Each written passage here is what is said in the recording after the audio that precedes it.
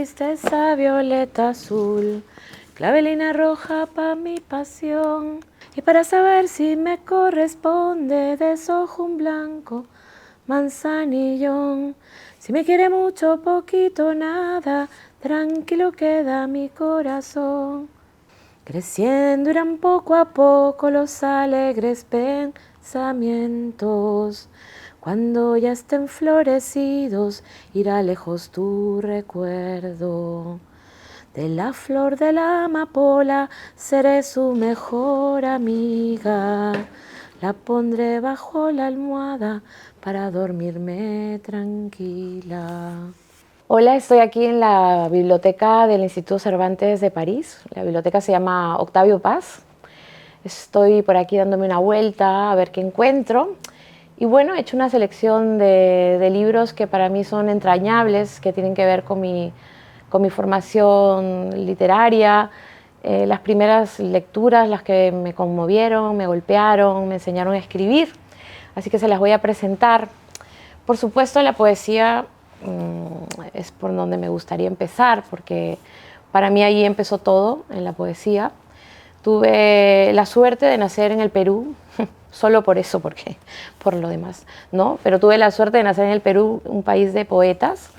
Creo que tenemos poetas grandísimos y, sin lugar a dudas, creo que tenemos el poeta, por ponerme así un poco chauvinista, por una sola cosa, eso y la gastronomía.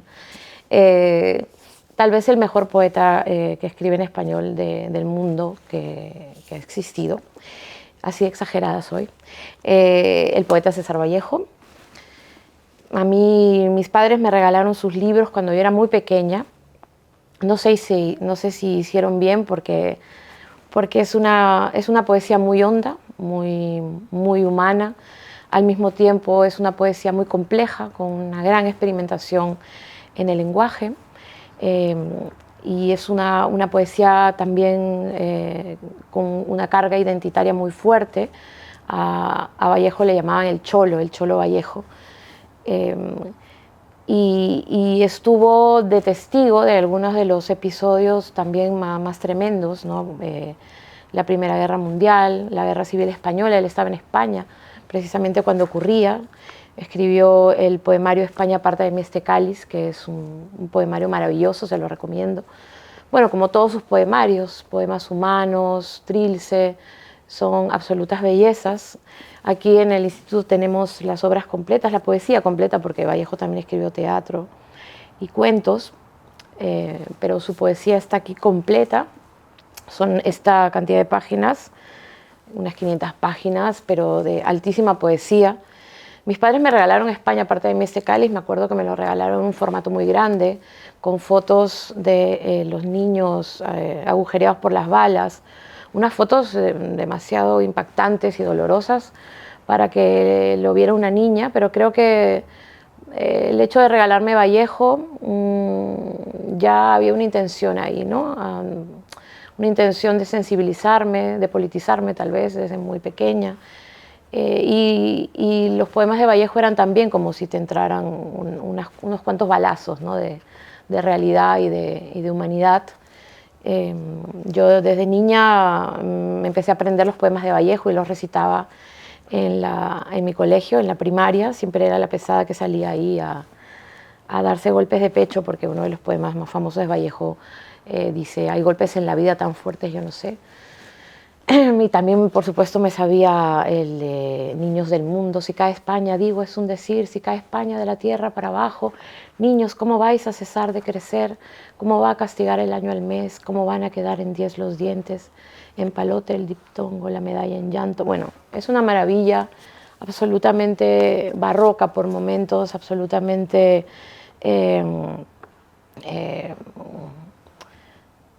dura, ¿no? Fascinante, una poesía que no ha existido jamás, con una lengua absolutamente extraterrestre, y sin embargo hablando de cosas tan de nuestra existencia, ¿no? César Vallejo. Y ya que estoy con lo de la poesía y de la poesía de mi país, menciono también a Blanca Varela. Aquí tienen una antología que se llama Y todo debe ser mentira, pero pues Blanca Varela tiene una obra muy, muy amplia, poética. Llegó un momento en que Blanca era quizá la única escritora peruana mencionada, como si no hubieran más. Ella era, digamos, de esas poetas que, bueno, como hemos sido tantas escritoras, ¿no? La única mujer en la mesa, la única mujer en el grupito de hombres escritores. De hecho, Octavio Paz dijo una vez como si estuviera haciéndole un elogio a Blanca, que ella no era una poetisa, que ella no era una poeta, sino que Blanca era un poeta, ¿no? Que Blanca era un escritor, usando el masculino para elogiarla, qué demencia, ¿no? Pero estas cosas pasaban en el siglo XX y todavía siguen pasando en el siglo XXI. Y creo que se lo tomó bien Blanca, pero creo que conforme fue escribiendo más y publicando su poesía, creo que dejó muy claro que era una poeta visceral, que solamente podía escribir así, desde una mirada de mujer, ¿no? de las vivencias que había tenido como mujer, desde su propia maternidad, el dolor de la ausencia, del ser amado, las dificultades que tenía que ver con su oficio de escritor en un mundo de hombres, también la pérdida, el duelo porque perdió uno de sus hijos en un accidente de avión. Todo lo del dolor, todo lo de las vísceras está en Blanca, escrito de una manera extraordinaria también. Es una de esas poetas que me enseñó a escribir, como Carmen Ollé también en el Perú, como María Emilia Cornejo, poetas que escribían desde ese cuerpo, ¿no? Poetas que escriben con el cuerpo, desde el cuerpo. Podrían para la próxima llamar a esa biblioteca Blanca Varela, lo recomiendo, en lugar de Octavio Paz. Una idea suelta. Seguimos. A ver. Y voy a pasar al cuento porque creo que también, aunque yo leo poco cuento, la verdad, ahora mismo, fue muy importante en mi formación leer a ciertos escritores que eran maestros del formato breve, ¿no? Para mí, Juan Rulfo, con esos dos libros con los que se consagra y se calla, cambian toda la literatura del continente, precisamente porque es un escritor que escribe de esos que hoy día, por ejemplo, Francia Márquez, la primera ministra colombiana, llama los nadies del mundo, ¿no?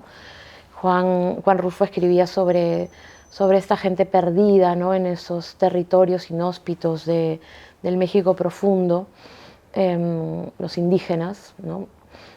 Como otros escritores, ahora mencionaré uno, del Perú también escribieron, como Manuel Escorza, como José María Arguedas. Rulfo tenía una capacidad para ahorrar recursos en el lenguaje, ¿no? Un arte de lo breve, ¿no? Que en estos no llegan ni a 200 páginas todo lo que escribió, y sin embargo todo es absolutamente excelente, ¿no? Es notable. Y El Llano en Llamas, que no se menciona tanto como Pedro Páramo, es un volumen de cuentos donde está ahí pues todo lo telúrico, todo lo magnético, escrito con la palabra exacta, de una precisión, y de donde está ahí retratada esta mirada absolutamente crítica de esa realidad social, ¿no? de los oprimidos del mundo. Me enseñó a escribir como me enseñaron también las traducciones de un autor como Salinger, por ejemplo, ¿no? Sus 9 cuentos como El Llano en Llamas fueron libros de formación completamente, ¿no? Yo después de leer estos textos, estos relatos, sin duda siempre los tuve en cuenta cuando me puse a escribir crónicas, ¿no? que también son relatos breves, aunque de no ficción. Bueno, decía que no leo mucho cuento contemporáneo, pero aquí les traigo a una escritora fabulosa, la ecuatoriana María Fernanda Ampuero. Precisamente es uno de esos cuentos de relatos que, perdón, es uno de esos libros de relatos que he podido leer en los últimos años y que me han remecido. María Fernanda es una escritora también de las vísceras, una escritora que podemos encajar muy bien en esta época en que las mujeres empezaron a acabar con el silencio, dejaron de callar y empezaron a contar las violencias que las atravesaban.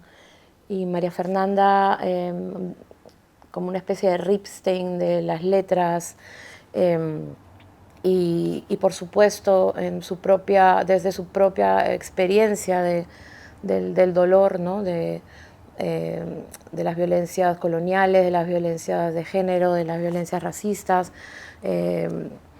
Escribe este puñado de cuentos que se llaman, bajo el título de Pelea de Gallos, que hablan de todas estas violencias que nos atraviesan a las mujeres.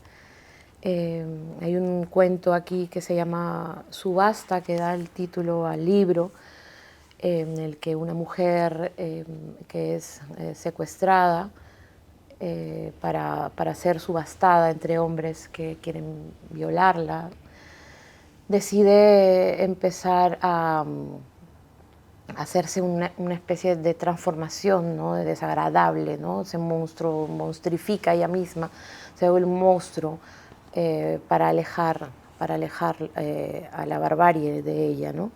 Y así los aleja, ¿no? Y esto es algo que pasa mucho en sus cuentos, ¿no? Cómo te afeas, cómo te vuelves un monstruo desagradable y terrible para alejar la violencia de los hombres de ti. Y cómo María Fernanda construye estas historias con maestría. Se los recomiendo mucho, se los recomiendo muchísimo. Este fue su primer libro de cuentos, tiene otro que se llama Sacrificios Humanos, que también es otro volumen de cuentos maravilloso. Esto es lo que se llama un poco el nuevo horror que están escribiendo ahora las escritoras latinoamericanas, ¿no? Este horror, en este sentido, el horror de la violencia machista.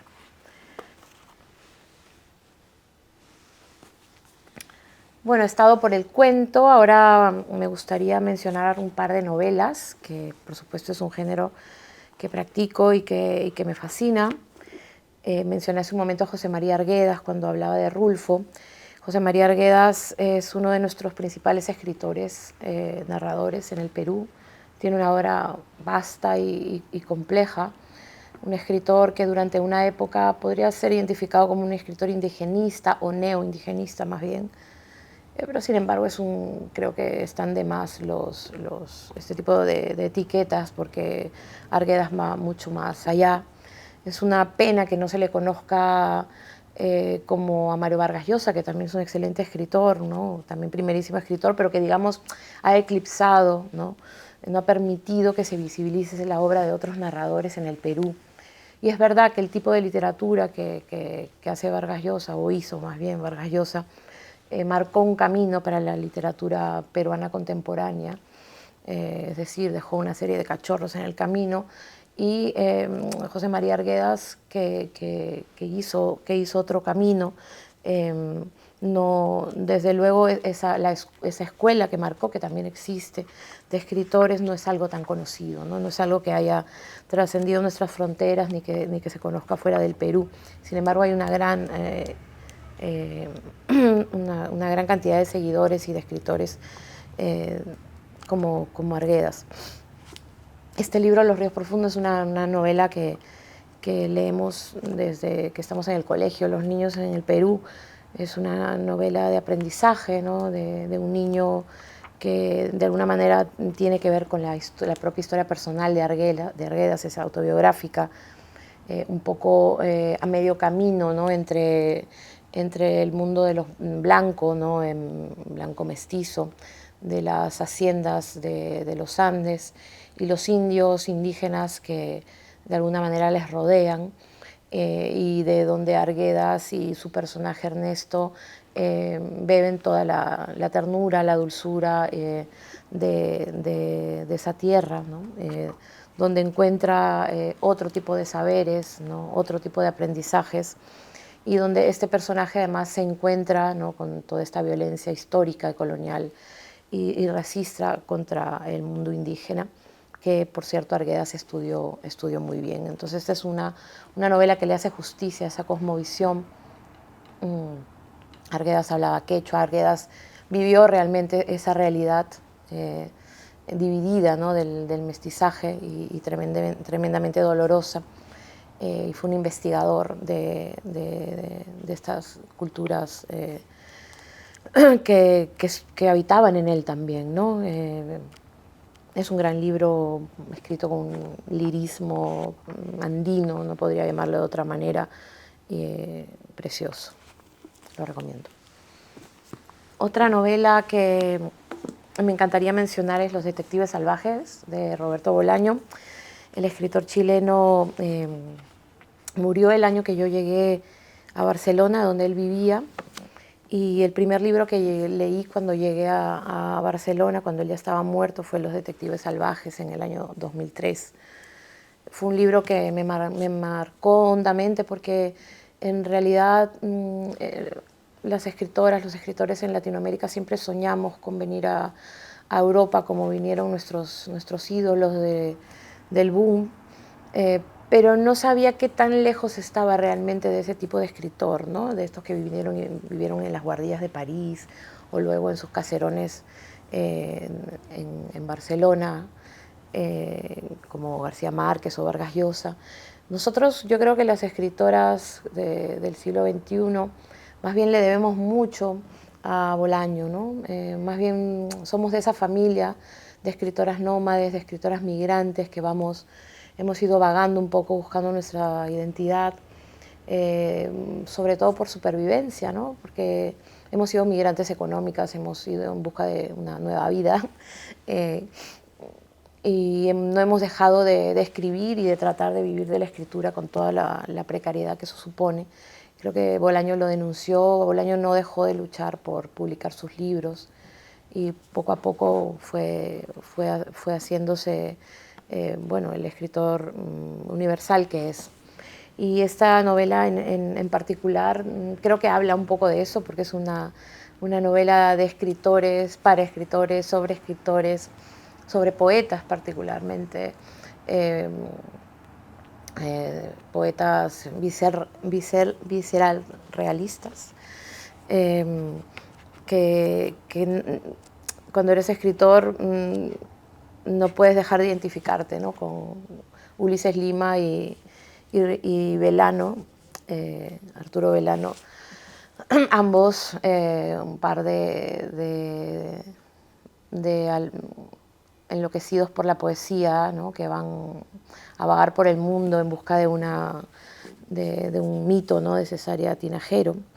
Y todos los personajes que se van encontrando en el camino, este tipo además de narración en la que aparecen diversos personajes y de los que se habla, ¿no? Todos hablan de Belano y de esta especie de cómo se van mitificando, ¿no? Estos escritores por el mundo, en sus aventuras también completamente descarriadas, vagabundas y detectivescas, ¿no? Toda esta cuestión que une lo detectivesco con lo literario fue un hallazgo de Los detectives salvajes y es algo que hemos querido ser todas, ¿no? Es imposible que este libro tan vitalista no te remueva y te movilice.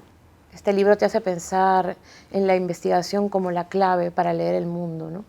Esta mirada de thriller, de detective, de alguien que busca un sentido de las cosas y todo traspasado, ¿no?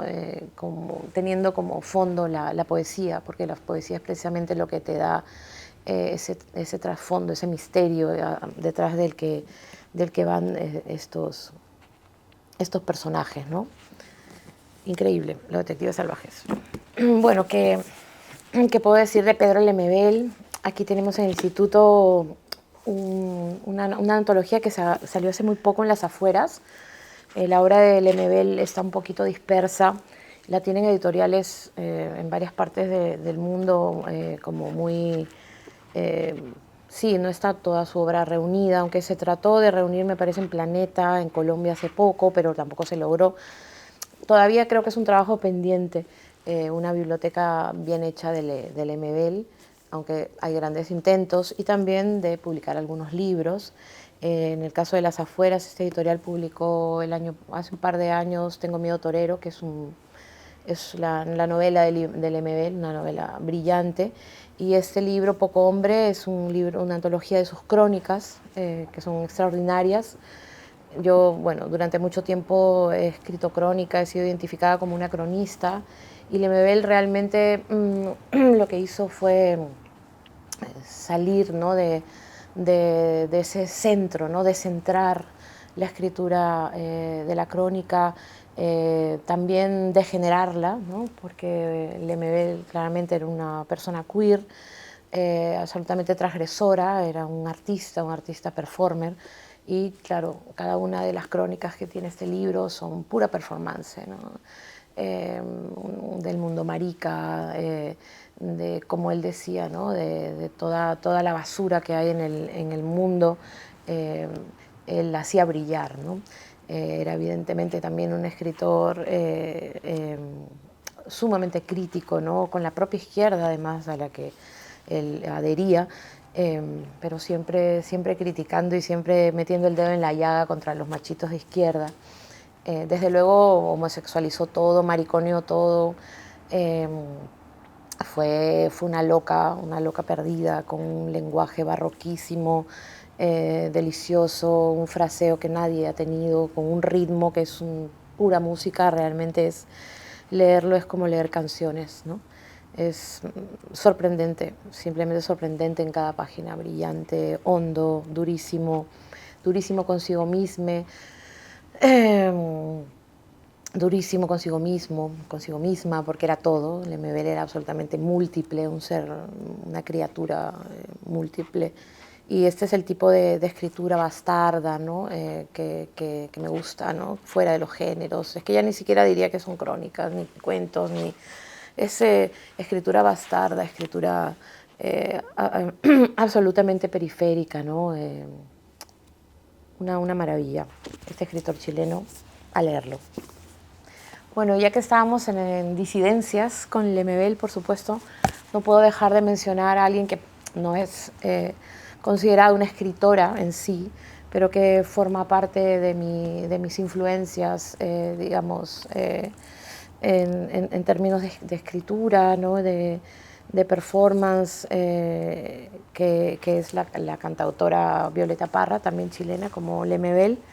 Desde luego, creo que sus canciones, desde que las escuchaba de niña, me arremecían, como dice este libro que está aquí en la biblioteca del Instituto Cervantes, Violeta del Pueblo. Este es un cancionero. Violeta era del pueblo y le cantaba al pueblo. Me encantan esos tiempos, ¿no?, como los que vivió Violeta, en el que el arte se convertía en un compromiso, ¿no?, en un compromiso político, crítico con la realidad.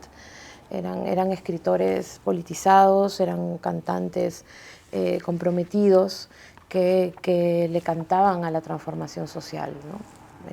Soñaban utópicamente con un mundo distinto. Y Violeta sufrió mucho, vivió toda clase de penurias, ¿no?, desamor, y de hecho se suicidó, como José María Arguedas, por cierto.